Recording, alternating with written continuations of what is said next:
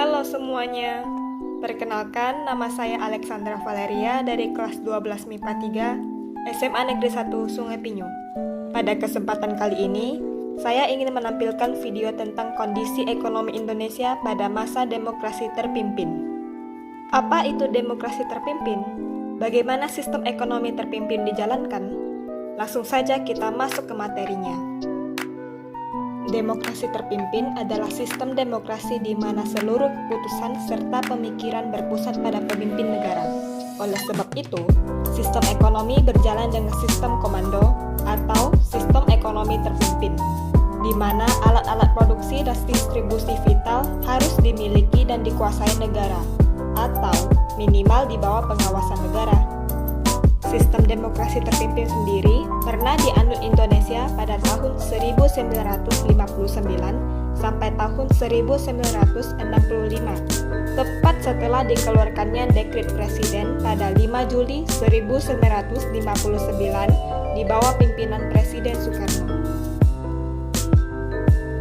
Kelebihan sistem komando yaitu 1. Ekonomi masyarakat ditanggung pemerintah.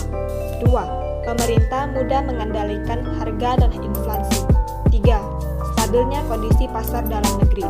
Adapun kekurangan sistem komando yaitu 1. Masyarakat tidak memiliki kebebasan di sektor ekonomi. 2. Terhambatnya inovasi masyarakat. 3. Rentan terhadap konflik politik. Sistem ini diterapkan dengan harapan dapat memulihkan kondisi ekonomi Indonesia yang terpuruk akibat pemberontakan yang telah terjadi di masa sebelumnya. Adapun kebijakan-kebijakan yang diterapkan pada masa demokrasi terpimpin dalam aspek ekonomi yaitu 1. Devaluasi atau penurunan nilai uang. Kebijakan yang diumumkan pada 25 Agustus 1959 ini menurunkan nilai uang, seperti uang pecahan kertas Rp500 menjadi Rp50, uang kertas pecahan Rp1.000 menjadi Rp100, dan semua simpanan di bank yang melebihi Rp25.000 dibekukan. Adapun kebijakan devaluasi berikutnya dilakukan pada 13 Desember 1965 yang menjadikan uang senilai Rp1.000 menjadi Rp1, sehingga uang rupiah baru mestinya dihargai 1.000 kali lipat uang rupiah lama. Tapi, di masyarakat, rupiah baru hanya dihargai 10 kali lipat lebih tinggi.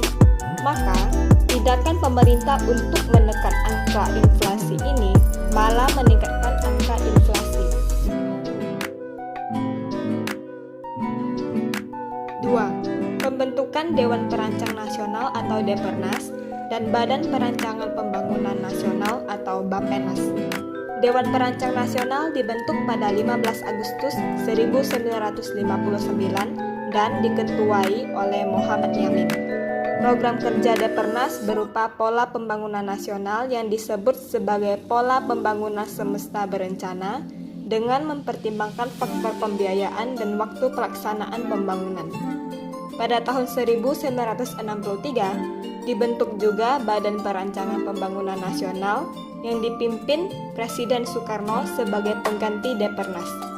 Tugas Bappenas adalah menyusun rencana pembangunan jangka panjang maupun pendek. 3. Pembentukan Deklarasi Ekonomi atau DEKON. Pada tanggal 28 Maret 1963, dikeluarkan landasan baru bagi perbaikan ekonomi secara menyeluruh, yaitu Deklarasi Ekonomi atau DEKON. Tujuan dibentuknya DEKON adalah untuk menciptakan ekonomi yang bersifat nasional, demokratis, dan bebas dari imperialisme. Namun, kondisi ini dalam pelaksanaannya justru mengakibatkan stagnasi bagi perekonomian Indonesia. Bahkan, harga barang-barang naik hingga 400%. Kegagalan ini diakibatkan oleh 1. Masalah ekonomi tidak diatasi berdasarkan prinsip-prinsip ekonomi, tetapi diatasi dengan cara-cara politik. 2. Peraturan yang dikeluarkan oleh pemerintah sering bertentangan antara satu peraturan dengan peraturan yang lainnya. 3. Tidak ada ukuran yang objektif untuk menilai suatu usaha atau hasil dari suatu usaha. 4. terjadinya berbagai bentuk penyelewengan dan salah urus.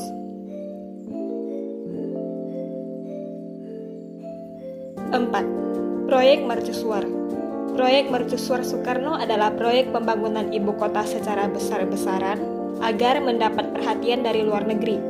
Proyek ini mengorbankan kondisi perekonomian yang semakin memburuk karena menyebabkan pembengkakan biaya. Pemerintah membangun proyek besar seperti Gedung Ganevo atau Games of the New Emerging Forces, Stadion Gelora Bung Karno, Gedung Konevo, Hotel Indonesia, Monumen Selamat Datang, Jembatan Semanggi, Monumen Nasional, dan Pusat Pertokoan Sarina. Sekian video dari saya. Apabila terdapat kesalahan dalam berkata-kata, saya mohon maaf sebesar-besarnya. Terima kasih sudah menonton dan sampai jumpa.